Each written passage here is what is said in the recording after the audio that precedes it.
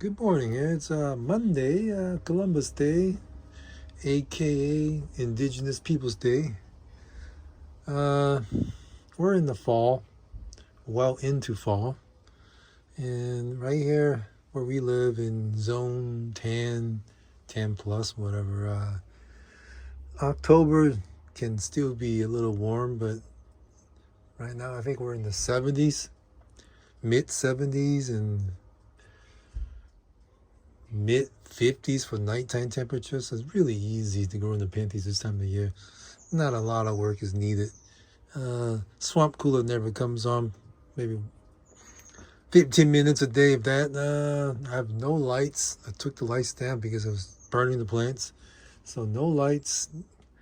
Swamp cooler barely comes on, and water the plants once a week.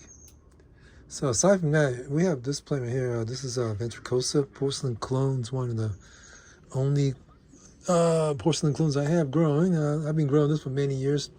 This is actually one plant with many, many basils. I have done cuttings over the years.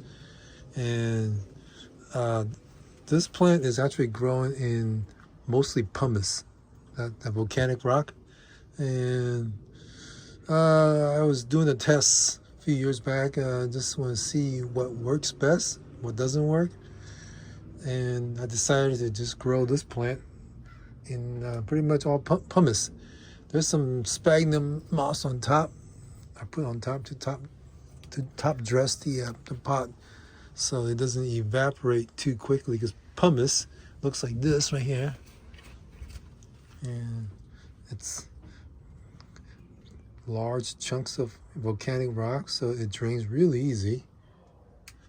I use them throughout the greenhouse and different plants, but this one's grown entirely in pumice, and this one maybe a quarter inch, half inch of sphagnum moss on top to keep the evaporation from happening too quick. Anyhow, this has been grown for many years, and also nothing I want to talk about is this powdery white stuff here.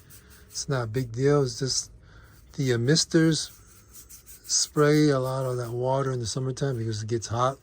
So that mister basically keeps the greenhouse relatively cool in the 70s, mid to low 70s, plus the swamp cooler.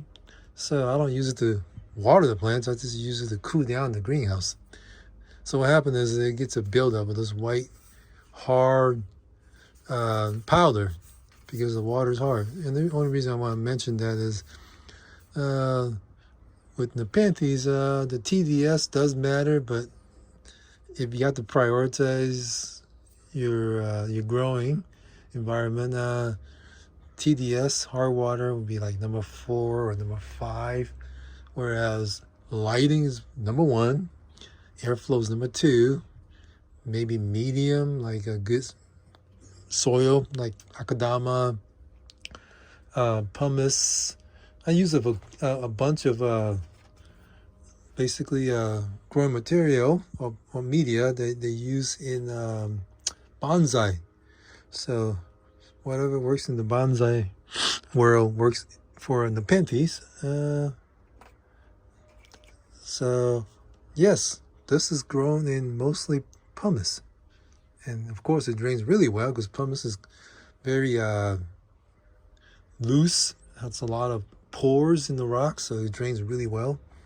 And it's been grown in this pot for at least 5-6 years. No problem. I did many cuttings already.